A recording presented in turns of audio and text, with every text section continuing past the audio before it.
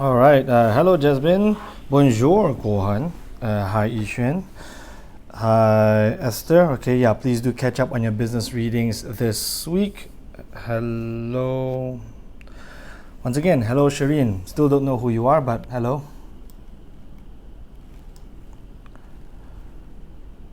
Once again, Shireen, it'd be nice if I kind of knew who you were, but oh well. All right. For some reason, YouTube only tells me that there are 3 people watching, so we'll wait for the others to get here. Okay. Hello, Zach.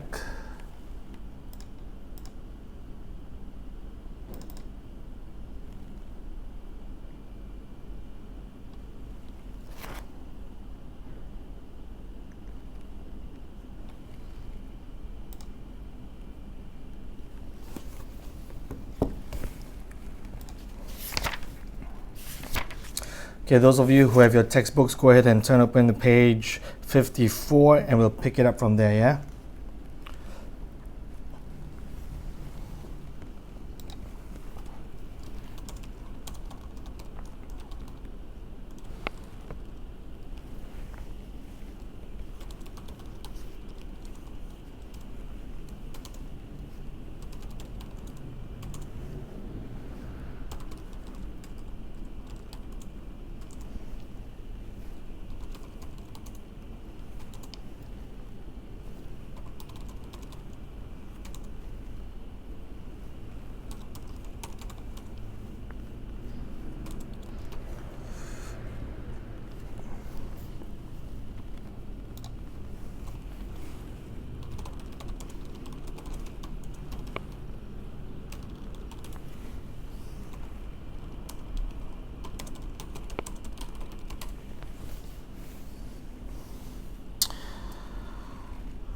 Hello, Chloe. Hello, Ryan. Hello, Sean. Just finished lunch, very rush.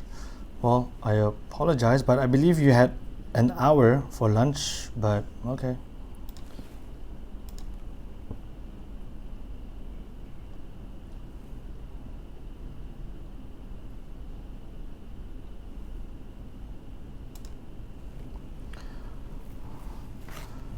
Hello, William.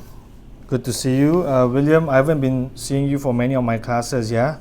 So please, you and your brother, make sure that you guys are attending. And William, let me know if your brother Thomas is with you watching right now. Okay, Sean, 2 rush for lunch. Well, what does that mean? Do you guys want me to stop this broadcast so you guys can go have lunch and then we'll have class later? I'm okay with that. You let me know, Ryan and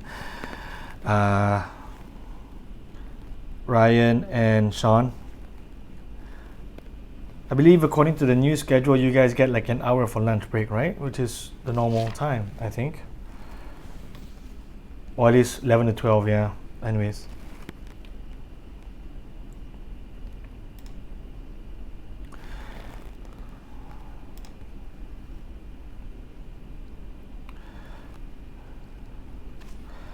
Okay. Tell you what, let's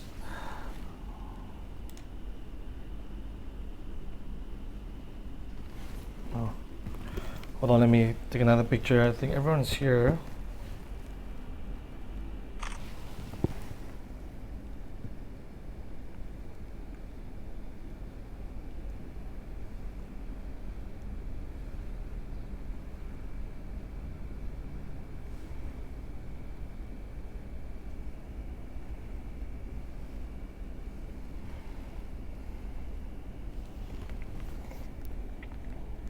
Just give me a second, guys. Just taking one more picture from the textbook and then we should be able to begin. Okay, so again, those of you who have your textbooks, go ahead and turn open to page 54, yeah? We'll pick it up from there.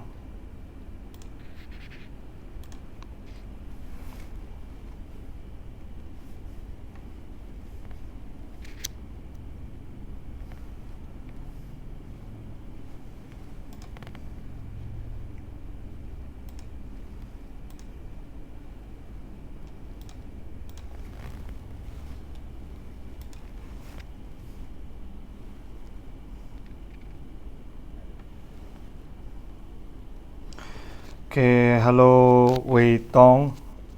Okay, I guess that's Thomas. Very good. Yeah, lunchtime is too early for you guys. Okay, I can understand that. Well, you'll be fine. You have plenty of time to eat after classes, anyways.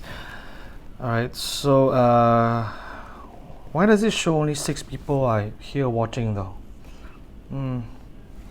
Okay. Anyways, let's. All right, let's begin.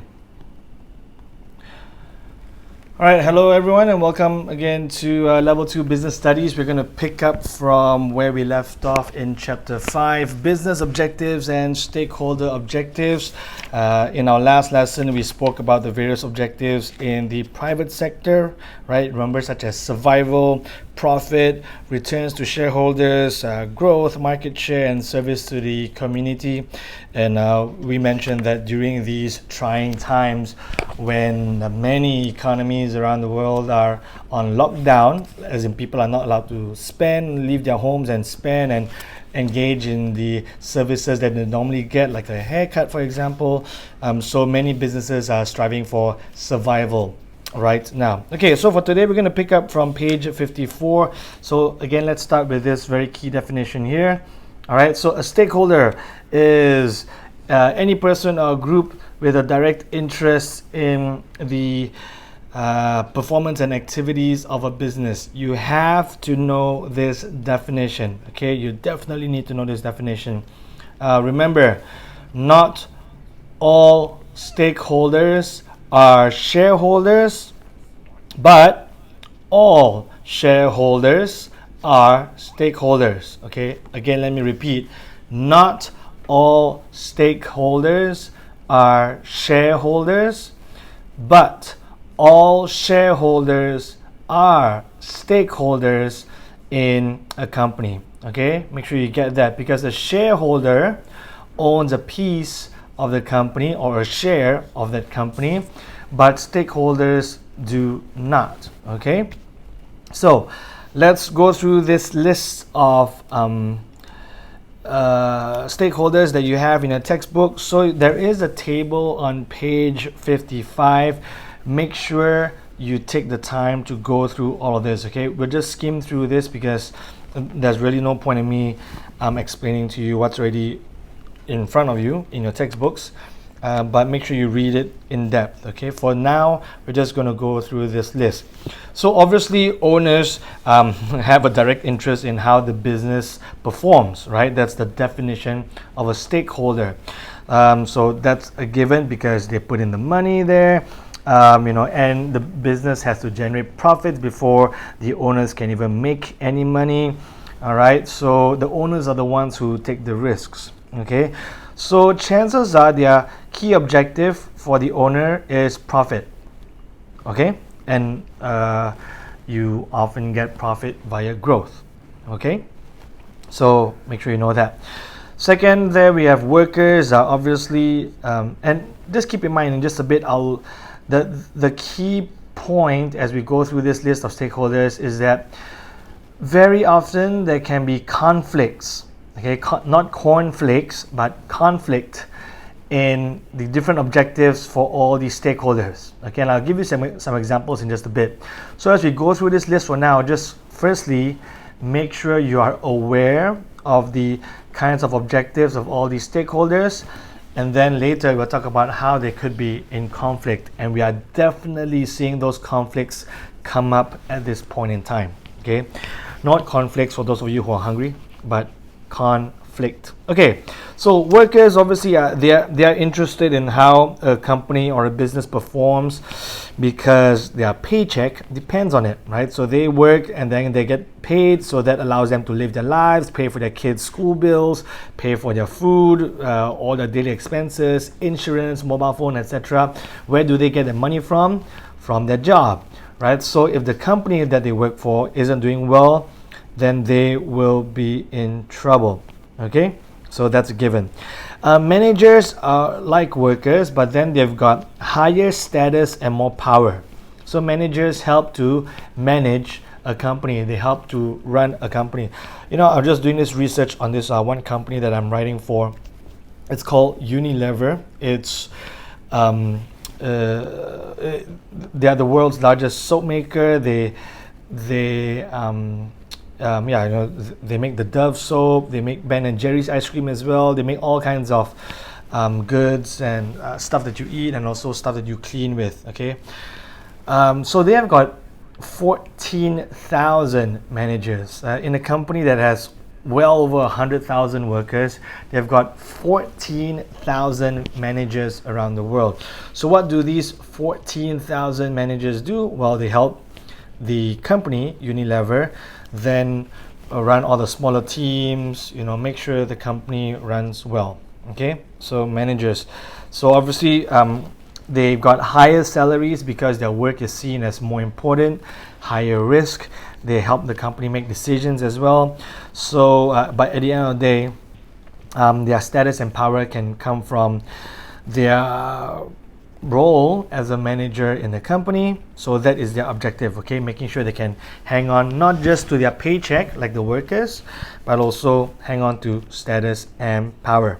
Okay, customers, that's a big one. So obviously, as we're finding out right now, if some of these businesses that we tend to frequent, if they close down, then it's going to be a big hassle trying to find a substitute and trying to find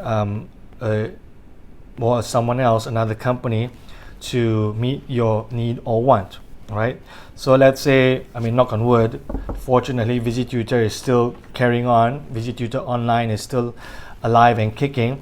But if let's say VisiTutor had to close down because of this coronavirus pandemic, then you guys would have to go find new schools, go through the whole process, right? Find out if you like the teachers and the people there, how much are the fees, do they offer the classes and the subjects that you want, yada yada yada. Very, very cumbersome, right? Very inconvenient. So that's why you have a vested interest, a direct interest in how this business, VisiTutor, performs. Okay, so consumers obviously have a stake in how the company performs. Okay, government, now that's another big one. So the government wants to make sure that these businesses can keep running so that they can create jobs. And then if the business is profitable, as in they make money, the business can then pay taxes. What are taxes? Taxes are money that businesses pay as a part of their profits. So they take out their profits and they give a share to, or they give a portion of their profits to the government. In Malaysia, I think the tax rate is like 21%, if I'm not mistaken, right? So if these businesses do not do well, they don't earn a profit, or they close down, not only will the government lose out from the taxes that they would get from the business, but then also the employees as well. The employees also pay income tax, right? When these employees lose their jobs, they are unable to pay taxes to the government, so the government does not get as much money, right?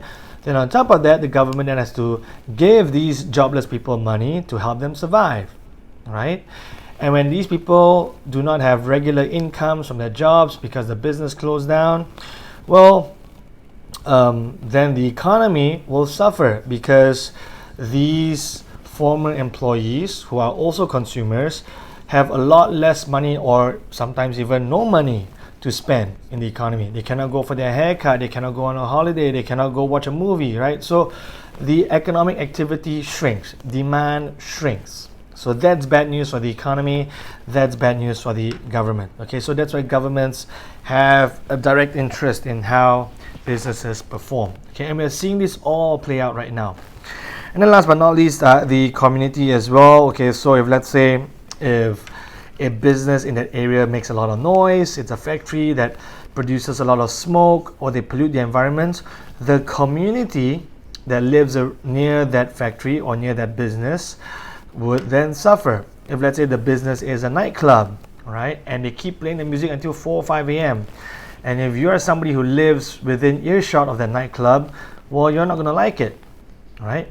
But at the same time, if let's say the business is an essential service like a bank or a school or a grocery store, right, then the people who live nearby greatly benefit, because yay, it's so much easier for them to buy their essential goods, or go get money, withdraw money from the bank, or go to school and get an education. Then there are positive external costs as well. So the community, those are examples of how the communities are stakeholders in a business. Okay, all right, so let me know in the comments first whether wait, hold on. Yep, so let me know in the comments first if you guys understand this section.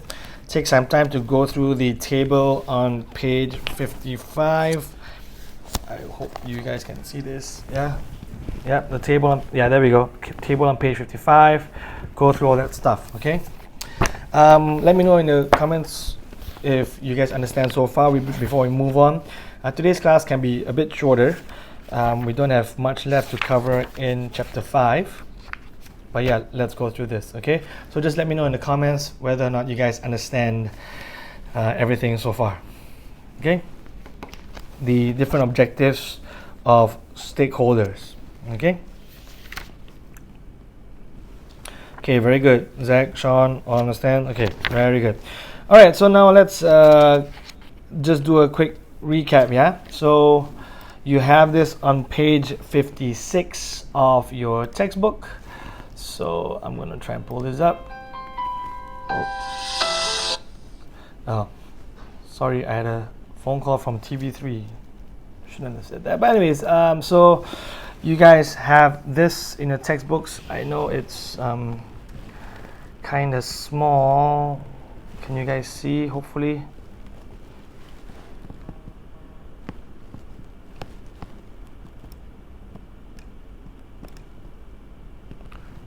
Okay.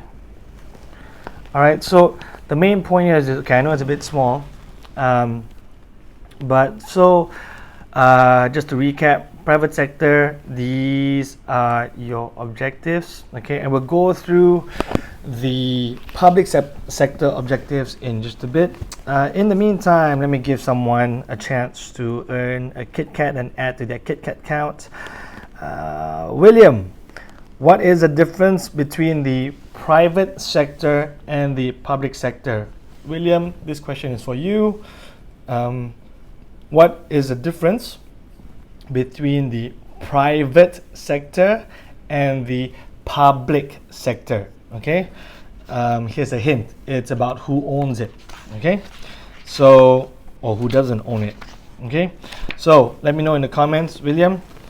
If you don't, then I will open it up to everyone else. But anyways, coming back to this chart here on page 56 of your textbooks. Okay, this is for the private sector. We'll go over the public sector in just a bit. So yeah, objectives, make profits, we've gone through all this. And then stakeholders, we've gone through all this. Now the key term here is down here. Oh, you can see conflict can occur, okay, and that's arguably the most important. Well, it's not the most important, but I mean, you got to know the stakeholders, you got to know the objectives, and then an important part is you got to know that conflicts can occur. Okay, so in other words, what these guys want, what the owners want, may not be the same as what customers want, and what the workers want may not be the same as what the bank wants, okay, and what the owners want may not be the same as what government wants, etc., etc., etc. So conflicts can occur anywhere along this line, okay, among the different stakeholders, because they've got different objectives, and we'll go through some examples in just a bit. Okay, William, I'm still waiting. What is the key difference between the private sector and the public sector? All right, I'll give you 30 more seconds to answer me. Okay, now let's go real quick to the objectives of the public sector. Let me just try and pull this up here real quick. This one. Okay. All right, so here are the objectives of the public businesses in the public sector. Okay, You got financial. That means when you see the word financial, just think money. Okay. Then you got service, being the objective of this business is to provide a service for the customers or people. Okay. And social, well, it's about taking care of the people. Okay. So perhaps letting the society or community's objectives be elevated, while your other objectives as a business may have to be lower. Okay. All right. If William, you're not going to answer me, let's see, who should I ask? Chloe. All right. Your chance to add to your KitKat count. What is the main difference between the public sector and the private sector? The hint is in the ownership. Okay. Chloe, let me know in the comments. Okay. Yeah. So these three right here, you can find them on the bottom of page 55, and then going to page 56. Okay. Very straightforward. So financial means, and so again, this is public sector. Yeah. Can I go on, or shall I wait for Chloe? No. Well, not always, Zach. So although that is a big difference in the objectives, as in the private sector wants to make profit, but sometimes, many times, the public sector businesses also want to make profits. Who do they make profits for? The government. Why? So that the government has more money that they can spend on the people. So, but what is the main difference between the private sector and the public sector? Okay, look, you guys are taking too long to answer. The main difference is in the ownership. Public sector is owned by the government. So the business, if it's in a public sector, who owns it? Government, 政府. They own this business. Okay. Private sector, this side, they are not owned by the government. Okay. So like VisiTutor is not owned by the government, so we are in the private sector. Okay. But your government school, your public schools, they are owned and run by the government. Okay. All right, so yeah, so financial mean just think money, yeah, financial. So many times the government sets a target, an objective for this business in the public sector. Say, hey, we own you. You need to go and earn ringgit 1 million a year, okay? Or you can go earn as much money as you can. At the end of the day, you need to give me, like in Petronas's case, I think it's like 20 billion ringgit a year. Right, so their job is to just go out there, make money in the oil and gas sector for Petronas, and then every year they have to pay a dividend to the government. Okay, so there are some financial objectives for public sector businesses. Okay, pretty straightforward. So when the government gets the money from these businesses that they own, they can then use the money to help build hospitals or build schools or pay for people's rice, whatever. Okay, fix the roads. Okay, use it to spend on the people and on the economy. Okay, next one, service. Okay, so like I said, so some businesses in the public sector, their objective is to provide a service. So Tenaga here in Malaysia, their objective is to just make sure you keep providing electricity to people, right? Or the water companies, many of them are owned by the government, not all, but most of them. So their job is to make sure they keep providing essential services like water to people, water, electricity. Telecom has to make sure that they keep providing communication lines, right? Phone, internet, among others. Although then you got private sector companies like DG, like U-Mobile. Yeah, I think they're private sector. The government may own a little bit, but not much. Okay, in terms of the share. So that can be an objective. The government say, hey, you are a business that I own. You make sure you keep providing all these services to the people. Okay, water, electricity, internet, whatever. Okay. Now, last but not least, social. It is to basically again protect the people. Okay, protect them in terms of, just making sure that they can have a job lah. So perhaps it's not so much about the financial objective. If the business is not profitable, never mind, it's okay. Or what kind of service are you providing? Oh, yeah, we provide this one service, but the private sector also provide as well, and they're better at it. But it's okay. The main goal of this business is to just make sure Malaysians or citizens have jobs. All right, this kind of protects them a little bit. So it can be those kind of social objectives, okay? Especially in areas or people who may not be able to find jobs elsewhere. So government sometimes create these businesses just to kind of have some business. But the main objective is to just stay alive, provide jobs for people, okay? All right. So hopefully you guys understood those 3 objectives for the public sector businesses, okay? I mean, that's not to say that the public sector businesses do not have all of the same objectives, right? Kind of like this, right? It's not to say that they don't. Let me try and zoom in, okay? All right, this one, right? So the public sector can have the same objectives as the private sector. Remember, this is the private sector: make profit, grow, increase shareholder returns, increase market share, survival, provide. The public sector can have these as well, okay? But more often than not, the private sector, this is going to be key, right? And the other is profits, as Zach pointed out. But in the public sector, perhaps not so much. They've got other considerations to take care of. Okay, so yes, Zach is correct by saying private sector, and as long as they can survive, then after that it's all about profits. Okay, that's the most important, arguably the most important thing, the single driving force. Whereas in the public sector, not so much. You got those other things to take care of. Okay, all right. Before we end today's class, so the most important, well, I keep saying most important, but a major component of this chapter, okay, is the conflict. Okay, so let me pull up this chart. Okay, I'm trying to zoom in a little bit. There we go, that's slightly better. Okay, hope you guys can see this.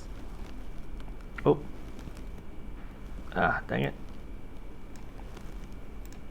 Okay, well, this is as good as it's gonna get. Okay, all right, so you can see how there are different layers, for the kinds of objectives. So for example, directors, if you follow that inner circle, they want to focus on growth. Workers, growth just means more work for them. Okay, they just want to make sure that their job is secure, right? Then the local community might say, well, take care of our environment because we live here as well, make sure there's low pollution. And then consumers are like, you know what, we don't care about the pollution because we don't live near your factory. Just give us your goods or service at the best price and the best quality. And usually it's lowest price for the best quality possible, right? So these are the different objectives held by stakeholders that can come into conflict.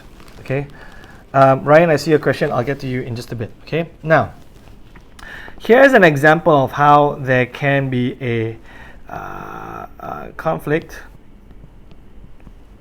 all right, in these objectives. So like right now, okay, with many businesses not allowed to operate, many economies, people are being told to stay at home, don't go out, don't go to restaurants, right? All that stuff. Don't go to malls. So all these businesses are suffering.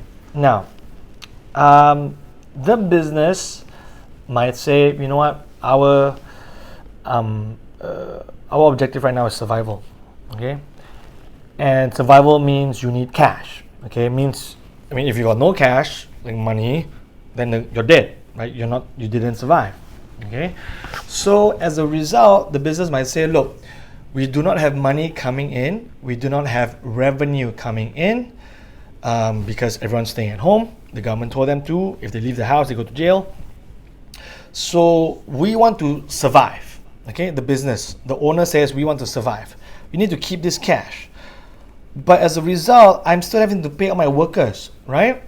I have to pay all my workers who come to work but can't do any work anyway. So I have to keep paying them while revenue is not coming in. So as a business holder, my objective, survival, what do I do with my cash? I try to protect it, right? And what does it mean? Well, maybe it might mean firing many of my workers, right? Because workers are taking money as part of their wages, their salaries, their pay, but at the same time, no money is coming in. So if that keeps going on, this cash that I have just gets getting smaller, smaller, smaller, smaller. And then if it finishes, I'm dead, right? But if I'm the owner, my objective is to survive. I might say, I gotta protect my cash. Sorry, workers, some of you have to go, or many of you have to go. Okay? So that is an example of a conflict between the owner's objectives and the workers' objectives. Because the workers are saying, hey, what's my objective? I want to keep a job, right? No, then they might turn around to the owner and say, no, that's not very nice of you, because that's not fair. It's not my fault that there's a coronavirus out there, but I need money to survive as well, right? I need this job, this income to keep my wife and kids or my husband, whoever they're taking care of, my parents, grandparents, pay for all their fees, whatever, medical fees, whatever, right? I need to keep them alive. If you fire me just to preserve your cash hoard, Mr. Business Owner, well then I suffer, okay? So that's an example of how there can be conflict, okay, between workers and owners. Okay, I'll give you another example. So say we look at the conflict between consumers and the owners, for example. Okay, all right. So what do consumers want? Consumers want it to be the cheapest as possible for the best quality, right? Best quality at the price point. Okay, so it's always this consideration. Okay, if you're willing to pay 2 ringgit for a plate of chicken rice, you probably know that, well, the quality may not be so good, right? As opposed to, let's say you pay 10 ringgit for a plate of chicken rice, or at least 7 ringgit, the quality should be better, right? So that's the idea. So consumers, they want lowest price possible for best quality, right? Because they want to save how much money goes out, right? How much they pay for that good or service. Lowest price, highest quality, okay? That's consumers. For the business owner, it's the opposite, right? They want to charge the highest price possible for the lowest quality possible, right? Why? Because lower quality uses less resources. You use less resources means less cost, right? Your highest price possible with the least cost as possible. What's the difference? It's called profit, right? Because businesses want the highest profit possible, where else consumers want the highest savings possible. These two are in conflict with one another. Okay, so this is where we talk about equilibrium, right? Supply demand. You got to find this equilibrium between what business owners want versus what consumers want. Find that equilibrium, and then finally they agree. Okay, 7 ringgit for a plate of chicken rice. That's good enough. Okay, that's the equilibrium. Okay. So it's because you got all these conflicting measures out there. Okay, I'll give you one more example, then we can move on. So let's say the conflict between the government and business owners. Okay, so business owners obviously are saying, hey, we've got no money coming in now. All right, we're gonna let our people go to preserve our cash pile. Okay, but then governments are saying no. Right, you businesses, you keep people on your payroll, you keep paying them, right? Because we need them to at least have some money to keep the economy alive. If you fire all of them, workers don't have money, they cannot spend on anything, even after the lockdown is over, the whole economy will go kaput, right? And we are expecting a recession this year, right? So the government might say, oh no, okay, you keep the workers there. Businesses are saying, no, we need to let people go, we need to let workers go, we need to preserve our cash, we need to survive, right? Conflict. Okay, yeah, so you're obviously seeing many examples of these conflicts playing out in the economy today. Okay, so the reason this is important is because in the IGCSE exams they often ask about this. Okay, so the first part is knowing the Lego bricks, right? Okay, what are the owner's objectives? What are the customer's objectives? What are workers' objectives, right? Then you build your answer, okay, in the IGCSE exam using those Lego bricks. Those Lego bricks are like the concepts. You have to familiarize yourself about what all those Lego bricks are, the shapes and color and whatnot, and then fill out your answer by building this magnificent structure. Okay, so very often the IGCSE exams will ask you to address the conflict in these objectives. Okay, all right, I hope all of that makes sense. Let's go to the questions. Very good stuff. Ryan says, how about if I say the objectives or goal is different? So objectives and goals, these two words are interchangeable. Okay, a goal or objective, they're the same thing. It's something that you strive for, that you want, and you're going to work to get it. Okay, the business strives for profit, so they work towards it. Workers strive for the paycheck, so they work towards it. Okay, so those words are interchangeable. Yeah, but if you to say the objectives or goals between private sector and public sector are different, well, not always, right? Like I said, the list of this one, the list of again, this is on page 56. The list of objectives for private sector and public sector can often be similar, right? Like I think, for example, there's this company called IHH Healthcare.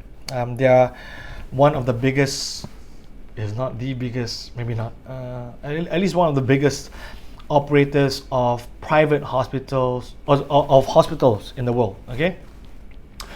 Yeah, if I'm not mistaken. But anyways, so the government owns a sizable stake in IHH Healthcare. It's a Malaysian company. Okay, but they're out there building hospitals in China, in Turkey, right, all over the world. I think India as well. They're trying to do some deals there. So they're still pursuing growth. They're still pursuing profits, just like a private company. Okay, so the objectives between the public sector and the private sector can overlap. They can be similar.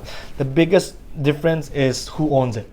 Okay, public sector, government; private sector, non-government. Okay. Sean says, but didn't the government made it so you can't fire them? So exactly. So they kind of reached this compromise a little bit, whereby the government said, okay, look, we will subsidize your wage bill. You're being businesses. So let's say I'm the government, your businesses, you got to keep paying your salaries to your workers, right? So the government said, okay, I'll give you a subsidy. What does it mean? So I'll give you some money. I think it's like 600 ringgit a month per employee. So for each employee that you keep paying, I can offset it. I, the government, will help you offset it by giving you 600 ringgit. So if let's say the employee was earning, 3,000 ringgit a month, okay? So as a result, instead of the business only paying all of 3,000 ringgit a month, because the government then helps pay 600 ringgit, so the business only has to pay 2,400 ringgit. Okay, so that way it can help preserve the company's finances and cash flow, and not have it dwindle so fast. Okay, yeah, it's not much. There's some governments in Scandinavia that are paying all of it. Yeah, but obviously the Malaysian government is doing its best with the little money that it has. Okay. So yeah, so obviously if you take that subsidy from the government, then you're not allowed to fire people. But the government has said, obviously during tough times, they cannot stop businesses in the private sector from retrenching people. That's just the natural order of businesses. Good times you hire, bad times you let people go, right? Okay, so with that said, it's now 40 minutes and that wraps up chapter 5. Next lesson we will do, which will still be online because the MCO will only end a week from today. Or well, that's what they say, but at least for now, it could be extended some more, or it could be relaxed. We don't know, but I don't think schools will be let back in so soon. But anyways, we will still have an online class next week, and we will start off with section 2. Okay, that's chapter 6. All right, so If you have any questions, let me know. I'll leave it on for 1 more minute. Otherwise, you can just say thank you very much and let me know if you understood today's lesson.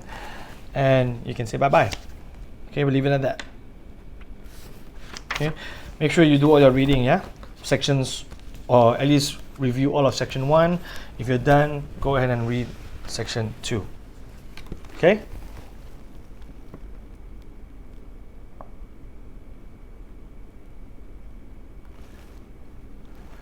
Let me know in the comments.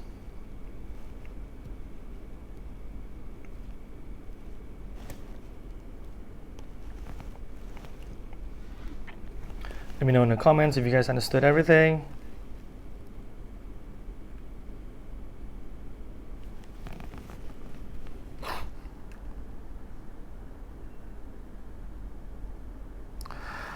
Okay, Yishuan, thank you.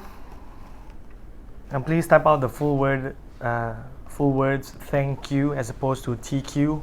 Okay, remember, use the formal code. Esther, same thing. Thank you, Chloe, for using the formal code. Sean, the exams will only happen when you guys physically return to school. Okay, return to your physical classrooms here in Puchong Prima. Okay, Kohan. Okay, thank you, Zach, Sean.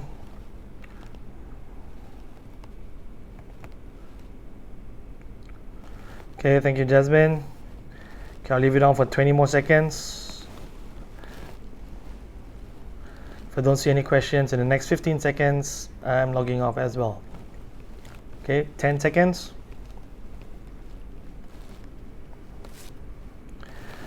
Okay, thank you very much. Have a good day and stay safe.